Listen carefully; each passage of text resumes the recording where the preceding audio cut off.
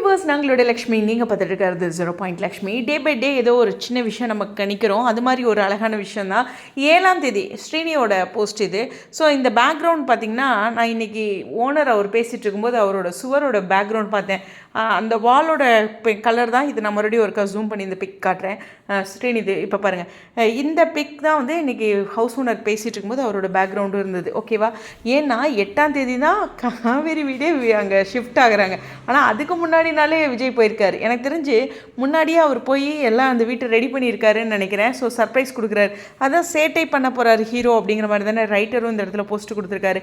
So இன்றைக்குமே shoot Srini போகும்போது அப்புறம் அந்த லொக்கேஷனில் அப்டேட் கொடுத்துருக்காரு. இதெல்லாம் பார்க்கும்போது இன்றைக்குமே காவேரி வீட்டில், ஏன் விஜய் வீட்லின்னு சொல்லலாம், இனிமேல் விஜயோட காவேரியோட நியூ ஹவுஸ் அப்படின்னு சொல்லலாம் டைட்டிலில். ஸோ அந்த மாதிரி ஒரு அழகான அப்டேட் இருக்குது.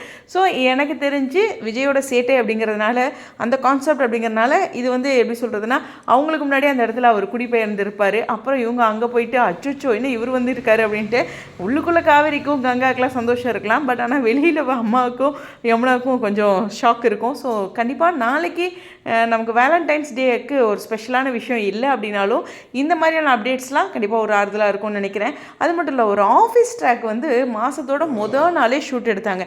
ஆனால் அந்த ஷூட் வந்து இன்ன வரைக்கும் சீனில் வரல. அதுதான் நான் 14ஆம் தேதி சர்ப்ரைஸ் கொடுப்பாங்கன்னு இருந்தேன்.